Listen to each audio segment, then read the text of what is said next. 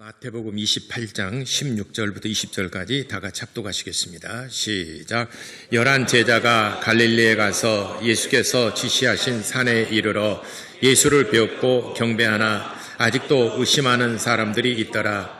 예수께서 나와 말씀하여 이르시되 하늘과 땅의 모든 권세를 내게 주셨으니 그러므로 너희는 가서 모든 민족을 제자로 삼아 아버지와 아들과 성령의 이름으로 침례를 베풀고 내가 너희에게 분부한 모든 것을 가르쳐 지키게 하라. 볼지어다 세상 끝날까지 너희와 항상 함께 있으리라 하시니라. 오늘은 부활절을 맞이해서 진실과 거짓이라는 제목으로 같이 은혜 나누고자 합니다. 하나님은 참되시다. 두 번 고백합시다. 시작. 하나님은 참되시다. 하나님은 참되시다. 하나님이 참되시다 하는 것은 만들어낸 얘기가 아니고 그분의 행하신 일을 보고 하나님은 진실하시다. 이렇게 우리가 신앙 고백할 수 있습니다. 사람을 만나서 대화를 하다 보면은 그 사람이 정말 진실한지 아니면은 이 사람이 지금 거짓말을 하고 있는지 말만 들어서는 진짜 모르는 게 우리 사람이에요. 언변이 좋고 그러면은 정말 막 쏙 빨려 들어가고 진짜 그런 것 같아요. 근데 그 사람한테 딱 속고 나면은 아유 사람은 말 잘하는 것은 저 말 잘하는 거 보니까 저도 못 믿겠구만 이러잖아요. 다음 주에는 교회에 꼭 나오십시오. 예. 예가 4번 이상 되면은 이거는 믿을 수 없는 말이에요. 예. 다음 주에 우리 셀럽이 있는데 꼭 나오십시오. 예. 안 나온다는 얘기구나. 워낙 많이 속아가지고 참기름, 진짜 참기름. 그러니까 못 믿는 세상이니까. 사실 원조는 하나밖에 없잖아요. 그런데 원조 뭐라고 하죠? 진짜 원조.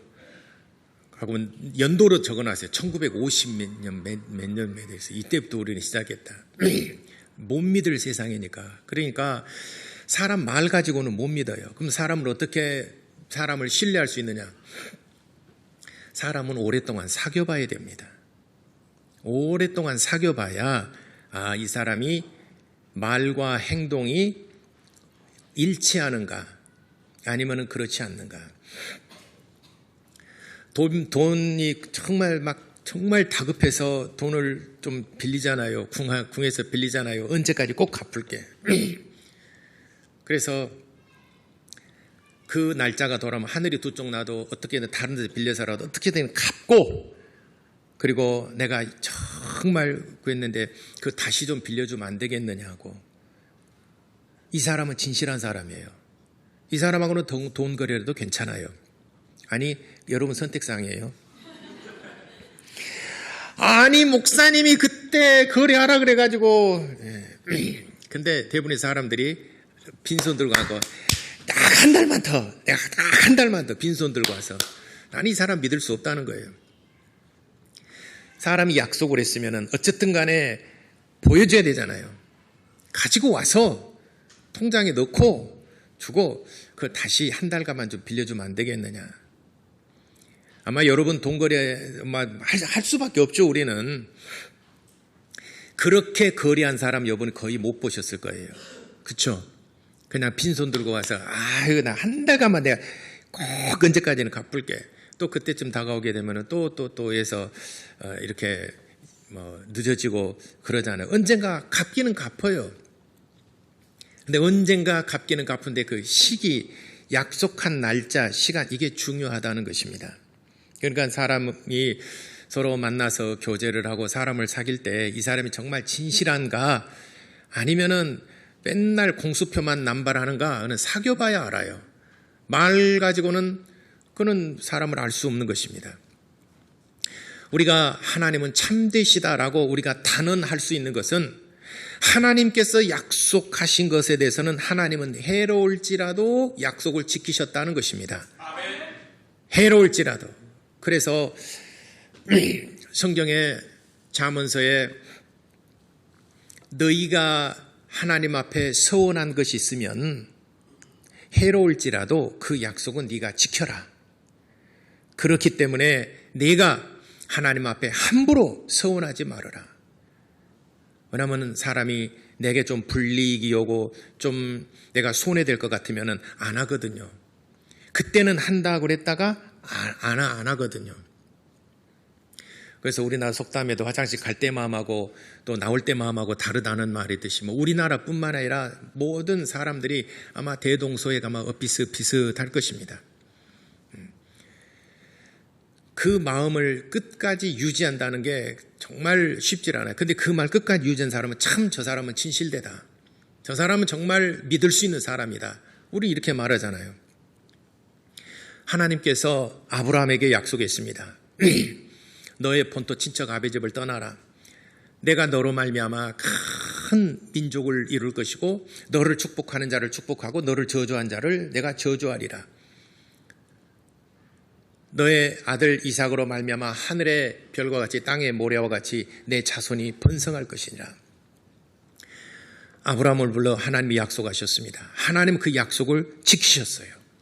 아브라함과 이삭과 야곱의 후손들이 하늘의 별과 같이 땅의 모래와 같이 하나님께서 그 자손들을 번성케 하시고 그리고 그 이름을 창대케 하셨습니다. 아브라함이라는 이름을 창대케 하셨어요. 하나님은 이 약속을 지키셨습니다. 근데 아브라함에게 약속하셨는데 아브라함이 하나님과 약속을 했어요. 근데 아브라함이 인간은 한없이 약자지 않습니까? 하나님은 영생하시는 분이시고 우리 인간은 사는 기간이 한정되어 있어요. 그런데 약속한 이가 죽어버렸어요. 아브라함이 죽었습니다.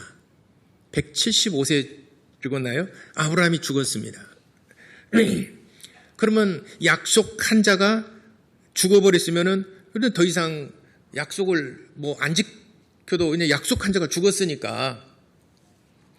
근데 하나님께서는 또 그의 아브라함의 아들 이삭에게 또 하나님이 불러서 말씀했습니다. 너희 아버지와 내가 언약을 했는데 네 아버지는 죽어버렸다 지금. 그러니까 내가 너희 아버지와 약속한 것을 내가 아주 맹세코 내가 반드시 지킬 것이다 라고 이삭을 불러서 맹세를 했습니다. 또 이삭이 나이 들어서 죽어버렸네요. 그러니까 야곱을 불렀어요. 야곱아, 내가 너희 할아버지하고 약속한 것을 네 아버지하고도 내가 맹세를 했는데 이제부터는 너와 나는 영원토록 변하지 않는 내가 율례로 정하리라. 이건 내가 변개치 않다라고 해서 율례로 정하리라. 시편 105편 8절로부터 10절까지 아브라함에게 약속하신 것을 이삭에게 맹세하시고 야곱에게 율례로 정하셨다라고 그랬습니다. 그래서 하나님께서 아브라함에게 약속하신 것이 너의 이름을 창대케 하리라. 너의 자손이 하늘의 별같이 땅의 모래와도 같이 그렇게 번성할 것이다. 그리고 네가 독자 아들 이삭을 아끼지 아니하고 내게 번제물로 드렸으니 이제야 네가 나를 진심으로 내가 속마음을 너의 속 진실함을 내가 알았다.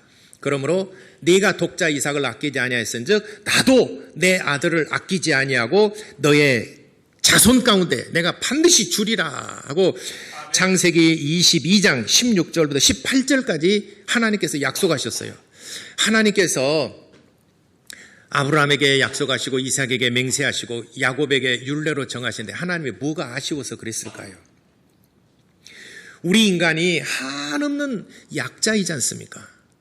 우리 인간이 한없는 약자임에도 불구하고 하나님은 계속해서 아브라함에게 한번 약속하신 것에 대해서 후회하지 아니하시고 변개치 아니하시고 시건치 아니하시고 반드시 이행할 것에 대해서 하나님께서 스스로가 그렇게 정하셨는데 우리 인간들이 알도록 아브라함과 이삭과 야곱에게 맹세하시고 언약하신 것을 맹세하시고 율례로 정하셨다.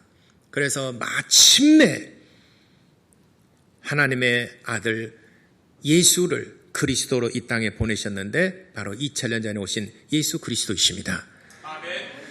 예수 그리스도를 보는 순간 하나님은 진실하시다.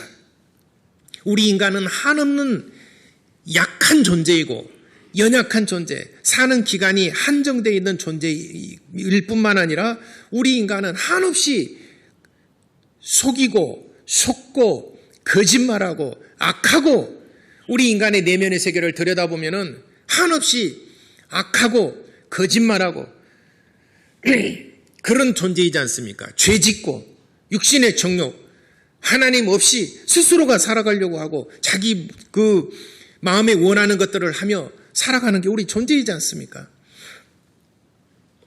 그럼에도 불구하고 하나님께서는 약속하신 것이기 때문에 인간이 저렇게 죄를 짓고 하나님을 떠난다 하더라도 하나님께서는 스스로 아브라함과 약속하신 것이기 때문에 해로울지라도 약속을 지키신 분이시다 이 말이죠.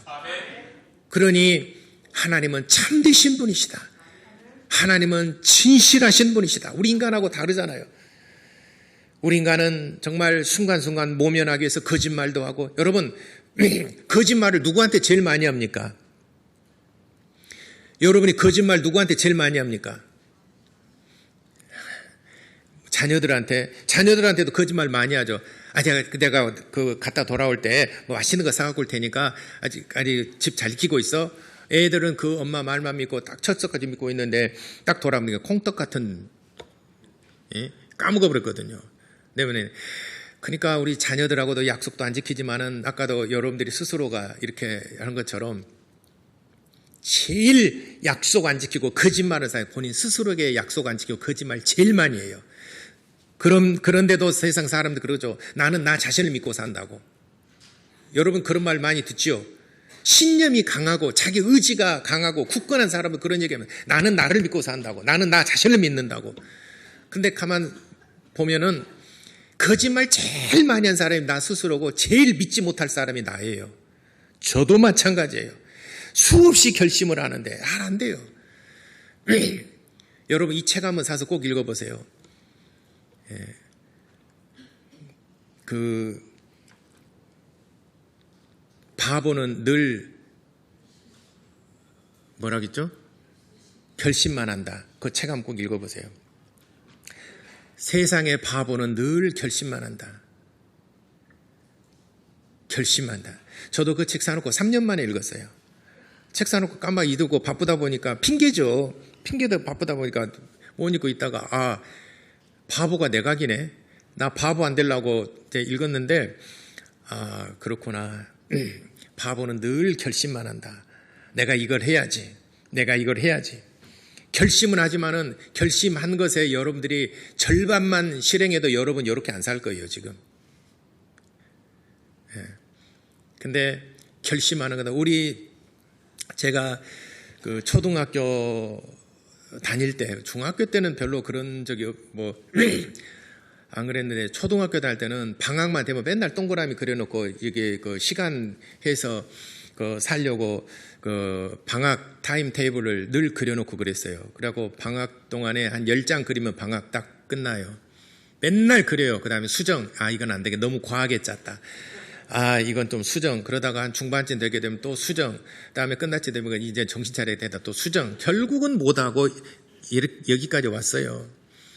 그래 제가 그것에 한 절반만 내가 5장만 그리고 실천했더라면은 제가 이미 저도 인서울 해가지고 저도 여러분 못 만났을지 몰라요.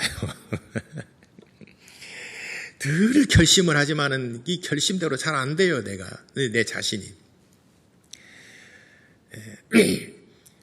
반면에 하나님은 한번 약속하신 것에 대해서는 해로울지라도 반드시 약속을 이행하시는 분이시다.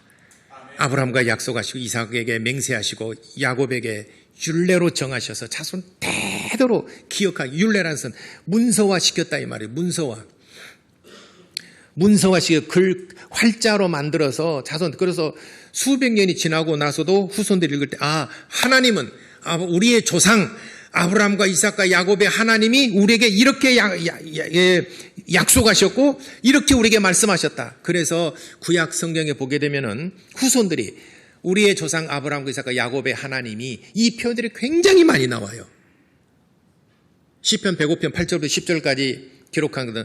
그래서 다윗도 그 고백을 하잖아요. 다윗도 우리의 조상 아브라함과 이삭과 야곱에게 구체적으로 아브라함에게 약속하시고 그의 아들 이삭에게 맹세하시고 그의 아들 야곱에게 율례로 정하셨다. 아주 문서화시켜서 활자 찍어서 대대로 읽게 만들고 해서 후손들이 생각할 때 하나님이 어떤 분이시냐? 우리의 조상 아브라함과 이삭과 야곱이 섬겼던 하나님이다. 그분이 어떤 분이신데 우리의 조상 아브라함에게 약속하시고 이삭에게 우리 할아버지 이 조상 맹세하시고 야곱에게 율례로 정하신 하나님이 그 해로울지라도 하나님은 우리에게 약속을 지키시는 분이시다 라고 하는 것을 자손 대대로 읽고 알게 만들었습니다.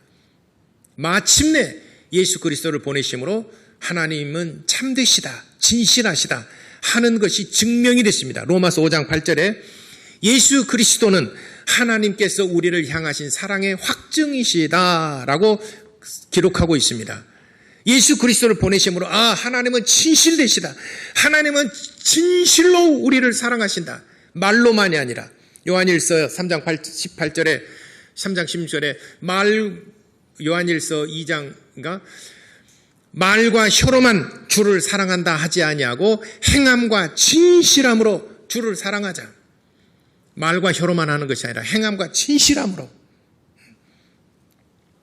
하나님은 이렇게 참되시고 또 진실하신 하나님이십니다. 그래서 우리가 믿는 하나님은 거짓되지 아니하고 입에서 내신 말씀은 한 말씀도 땅에 떨어지지 아니하고 나는 그걸 모른다라고 하지 아니하고 하나님은 그 말씀을 이행하신 분이시다. 약속을 지키신 분이라는 것을 여러분들이 꼭 기억하시기를 바랍니다.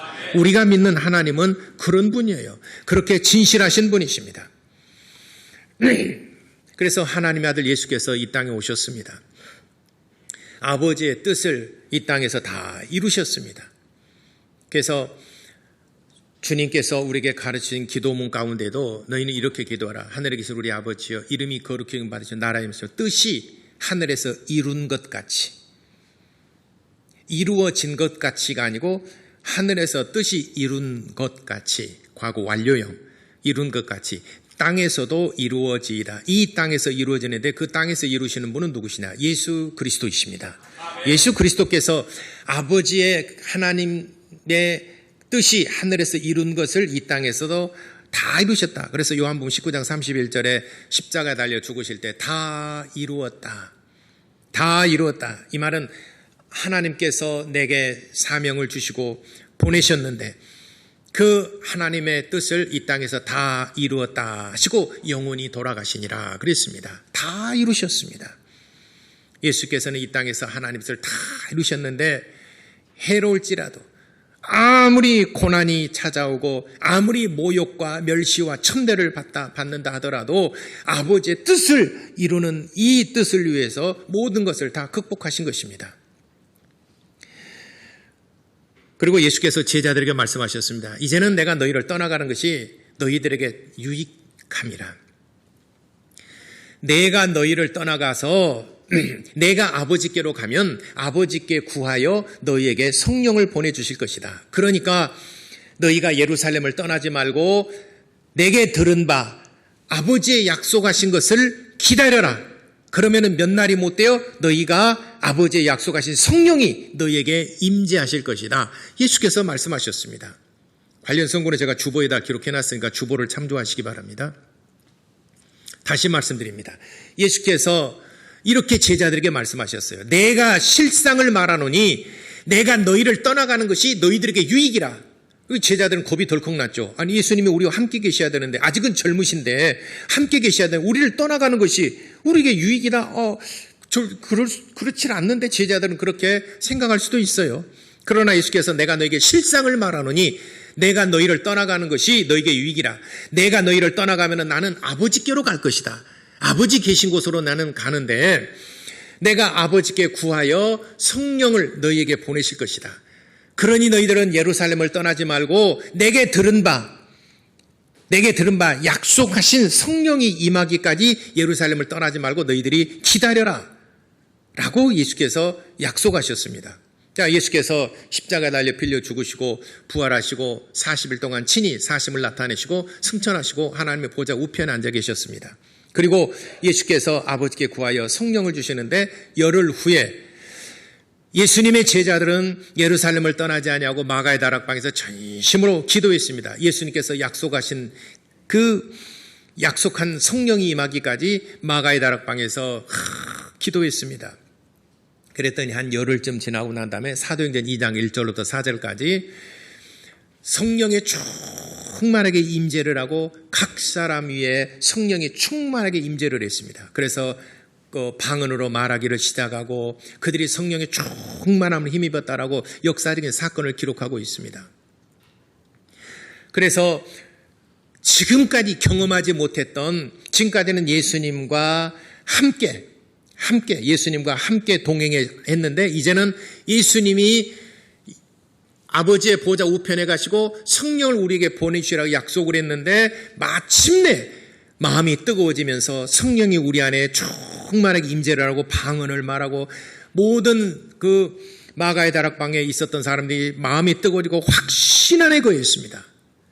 이 사실은 이건 뭘 말하는가? 예수님께서 하나님의 보좌 우편에 가셨다는 증거입니다. 성령이 임재했다는 것은 예수께서 영광을 받으셨고 보좌에 앉으셨다는 증거인 것입니다. 제가 이제 여러분, 제가 이제 미국에 가서 제가 이제 그 박사학위를 받아가지고 이제 돌아올 것입니다. 그러니까 제가 영상을 보내줄 테니까 여러분 꼭 보시기 바랍니다. 그리고 미국으로 떠났어요. 1년이 가도 연락이 안 오고 10년이 가도 연락이 안 오고 목사님 어찌 되셨는가 연락이 두절됐어요. 그럼 여러분들은 뭐라고 생각하겠어요? 만약에 제가 여러분들이 5월 6일자로 알고 있는데 연락이 안 와요. 기다려봤어요. 무슨 일이 있으셨나? 6월달 돼도 아무 연락이 없어요. 7월에 돼도 아무 연락, 그럼 여러분 어떻게 하시겠어요?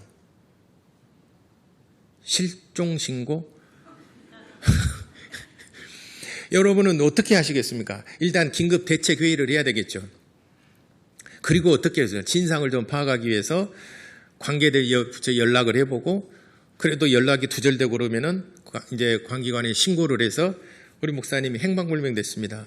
연락이 두절됐습니다. 뭐 이렇게 해서 이제 수소문 해보겠죠. 그래도 도무지 찾을 길이 없어요. 그러다가 1년이 지나버렸어요. 10년이 지났어요. 그럼 여러분 어떻게 생각하겠습니까? 목사님은 돌아가시는 겁니다. 아무런 연락이 없으면은 어떻게 됐는지 도무지 모르잖아요. 그리고 난 다음에 점점 흩어질 겁니다. 이거는 우리가 사기당했다. 이거는 아니다라고 그렇게 생각할지 그렇게 아마 생각할 겁니다. 근데 가서 제가 영상 메시지를 보내오고 그래 이렇게 해서 보내왔습니다. 우리 목사님이 미국 가셨구나. 여러분들이 아실 거예요. 예수께서 십자가에 달려 빌려 죽으시고 승천하셨어요. 그러면서 약속했습니다. 아버지 약속하신 것을 기다려라. 내게 들은 바 내가 말했지 않느냐. 내게 들은 바 아버지 약속 기다려라. 몇 날이 못해 내가 성령을 받으리라. 열흘 후에 마침내 성령이 임했습니다. 성령이 임했다는 증거는 뭐냐면은 사실은 뭐냐면 예수께서 영광 받으셨다는 거예요. 그리고 아버지께 구하여 우리에게 성령을 주셨다는 거예요. 그러니까 보좌에 앉으셨다는 증거인 것입니다. 연락이 왔거든요. 이것이 진실하신 분, 이것이 사실입니다. 성령을 받고 성령이 임재로 말미암아 확신 안에 거한 사람들이 2000년 기독교사에서 얼마나 수많은 우리 교회 안에서도 얼마나 그런 역사들이 많이 나타납니까? 자, 이것을 못 믿겠거든. 예수님의 부활을 목격 고린도전서 15장 6절에 예수님께서 죽은 자 가운데서 살아나셨어요. 한두 사람만 본 게 아니에요. 엠마오로 가는 제자만 본 것도 아니고 12 제자만 본 것도 아니에요. 예수님의 모친과 막달라 마리아 이 사람만 보는 게 아니에요. 몇 사람들만 보는 게 아니었습니다. 고린도전서 15장 6절에 보니까 500여 명에게 예수님께서 살아나심을 친히 나타내 보이셨다라고 그랬습니다. 500명. 이 500명 숫자가 적지 않습니다.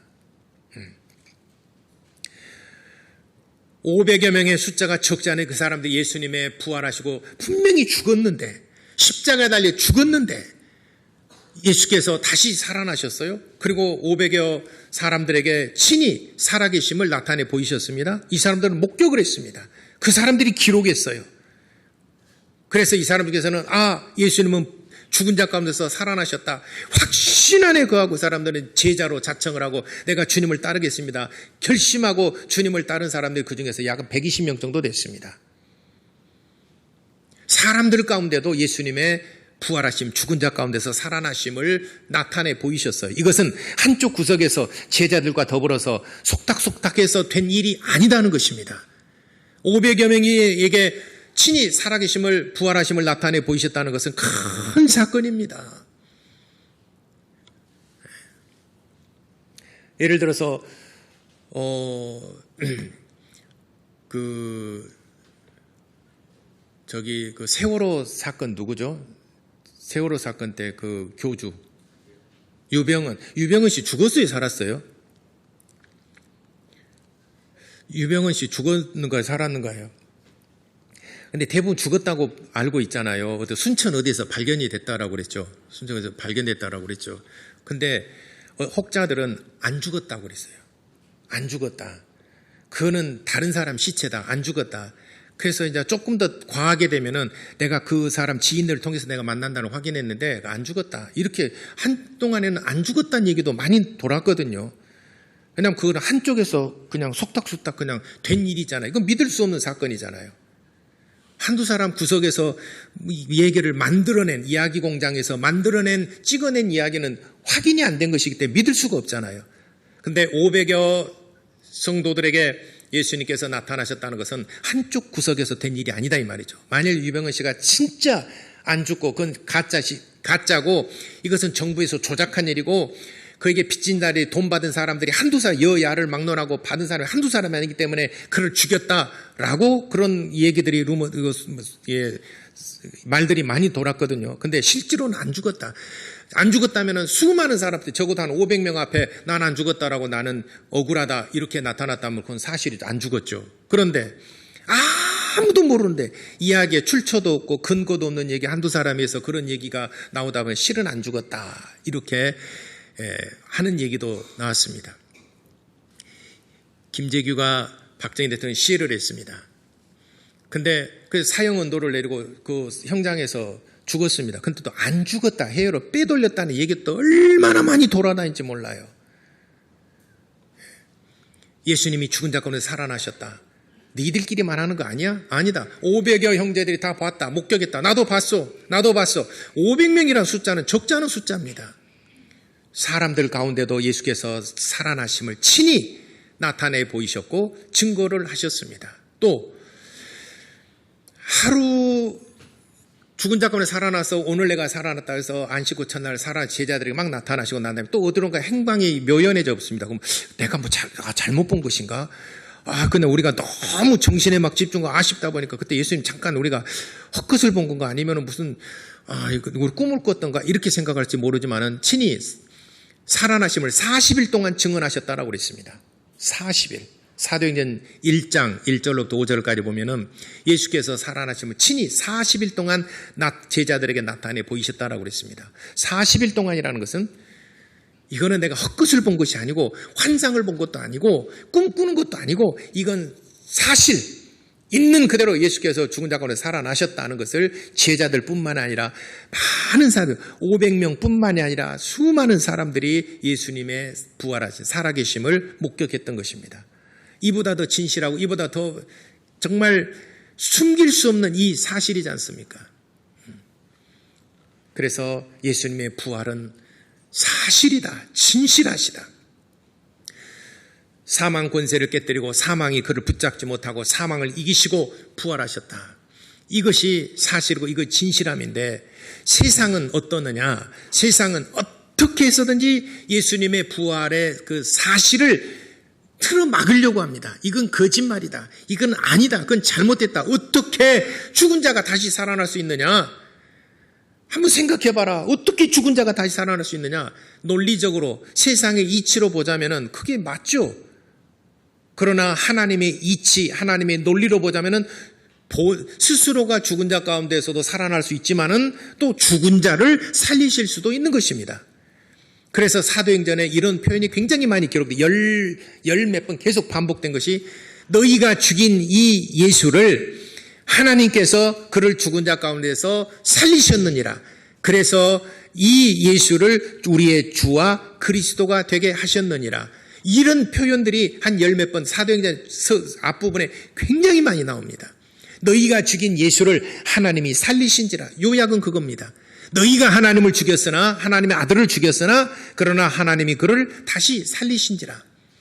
복음의 초대교회 베드로나 야고보, 요한 또 예수님의 제자들이 설교를 할 때 주된 가장 핵심적인 내용, 베드로의 설교도 보면은 거의 대부분이, 요한의 설교도 그렇고 그 사도행전 그 10장 안쪽에 보게 되면은 베드로의 설교가 많이 나옵니다. 요한이 또 증언합니다. 그 초대교회 설교의 그 포메이션이라 그랬죠. 그것의 가장 핵심적인 내용은 뭐냐? 너희가 죽인 예수를 하나님이 살리셨느니라. 그래서 우리의 주와 그리스도가 되게 하셨느니라.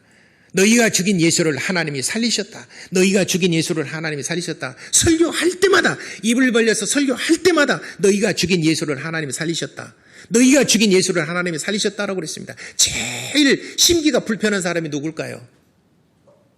이 설교를 계속해서 사도들이, 예수님의 제자들이 설교를 합니다. 설교할 때마다 너희가 죽인, 아니 앞말이라도 좀 빼면 좋겠는데, 너희가 죽인 이 예수를 하나님이 살리셨느니라.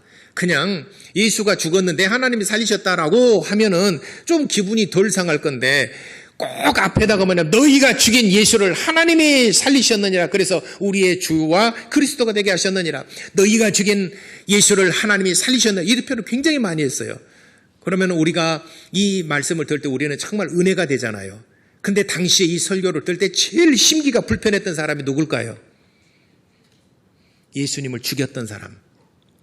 누굽니까? 대제사장들과 백성의 장로들, 사두개인들이 거기에 대해서 동조를 하고, 또 바리새인들이 동조를 하고, 결정권을 가지고 있는 사람 대제사장과 백성의 장로들, 그 공의에서 결론을 내리게 되면 시행을 하죠. 공의회 회원 중에서 가장 권위가 있는 사람들, 대제사장과 백성의 장로들, 서기관과 바리새인들은 어떤 자문 역할을 했습니다. 하나님의 말씀을 이게 맞느냐? 그것도 계속 동조를 하고 협조를 했습니다. 그러니까 이 설교를, 사도들이 이 설교를 할 때 심기가 가장 불편했던 사람들이 대제사장과 백성의 장로들입니다.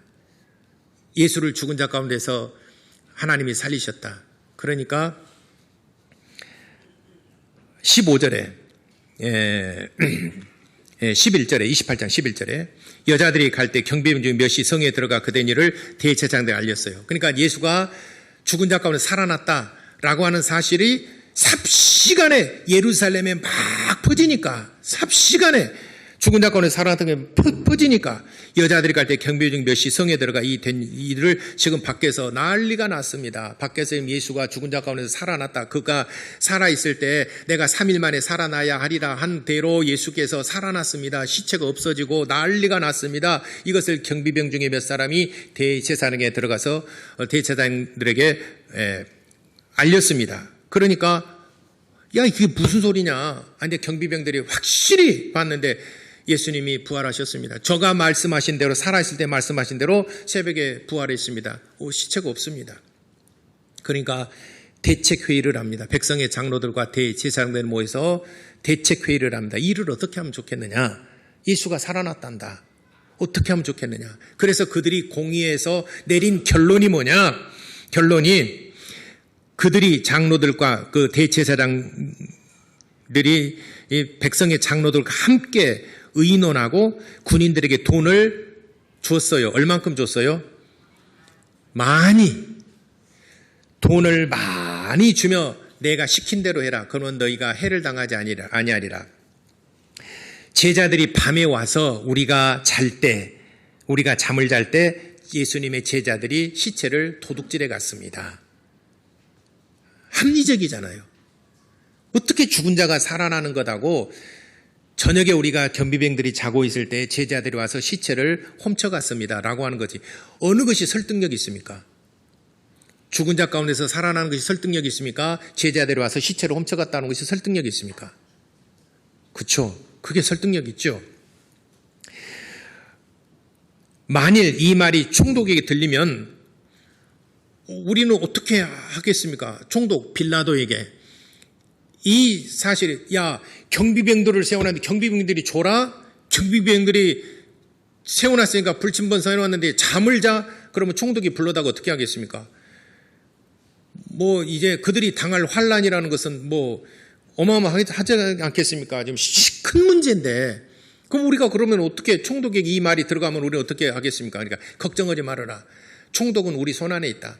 예수를 죽일 때도 대제사장과 백성의 장로들에게 결정권이 사실이 있었지 않습니까?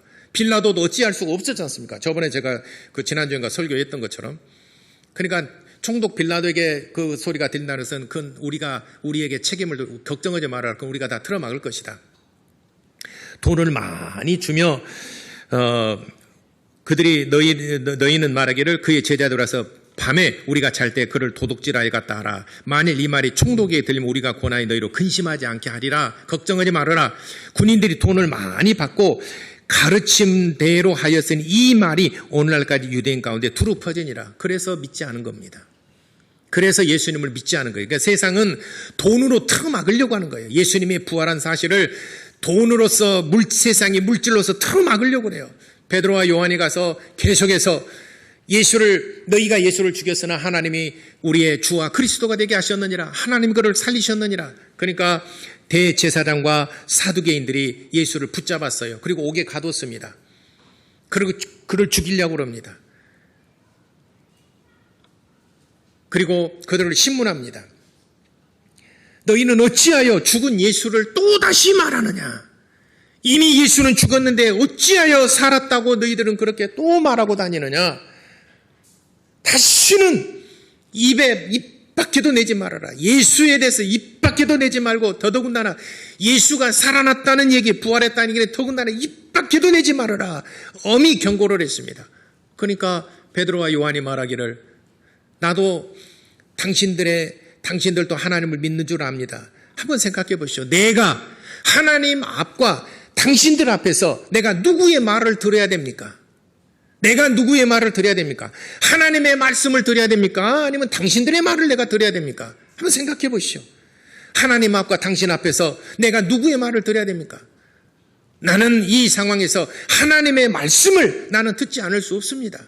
그러니까 더욱 백성의 대제사장들과 사두개인들이 화가 나가지고 그를 엄하게 매질을 했습니다. 매질을 하고 다시는 예수의 이름에 대해서 입 밖에도 내지 말아라. 엄히 경고하기를 내보냈습니다. 그래도 또 가서 예수 그리스도는 부활하신 너희가 죽인 예수를 우리의 주와 그리스도가 되게 하셨느니라. 세상은 물질과 명예와 권력과 힘으로 예수의 부활을 막으려고 하지만은 막을 방법이 없는 겁니다. 손 안에 물을 쥐었는데 물이 새 나가는 것을 어찌 이 손으로 이걸 물을 다 틀어 막을 수 있겠습니까? 세상에는 재물과 권력과 힘으로 권세로서 예수님의 부활한 사실을 막으려고 하지만은 불가항력적인 거예요.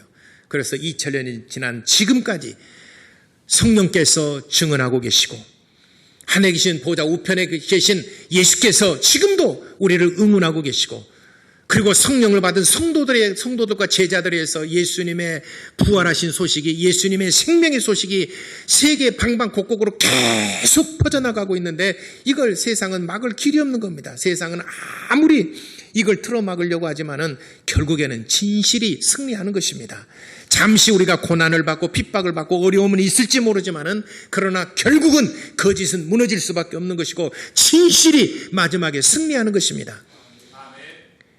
그래서 마귀는 살인자요, 거짓말하는 자요, 거짓의 아비라고 했지만은, 그러나 마귀가 아무리 살인자요, 거짓의 아비가 되고 거짓으로 틀어막으려고 하지만은, 그러나 하나님께서는 성령으로 말미암아 이 예수 그리스도의 부활의 소식을, 생명의 말씀을 땅끝까지로 증언하는데 역사하시고, 또 성령을 받은 많은 성도들과 예수를 믿는 많은 성도들에 의해서 지금도 예수 그리스도의 복음이 땅끝까지 증거되고 있는 것입니다. 여러분도 거짓에게 속지 말고 참되시다. 하나님은 약속을 지키시는 참되신 분이시다. 약속대로 성령이 임하셨고, 이런 많은 사람들에 의해서 지금도 복음이 증언되고 있는 걸 보면은 참 하나님은 참되시다. 마귀는 이걸 틀어 막으려고 하지만은, 그러나 결국에는 막을 수가 없는 것이구나 하는 사실을 깨닫고 진리 안에서 여러분들이 믿음을 지키시기를 예수 이름으로 축원합니다. 기도하겠습니다.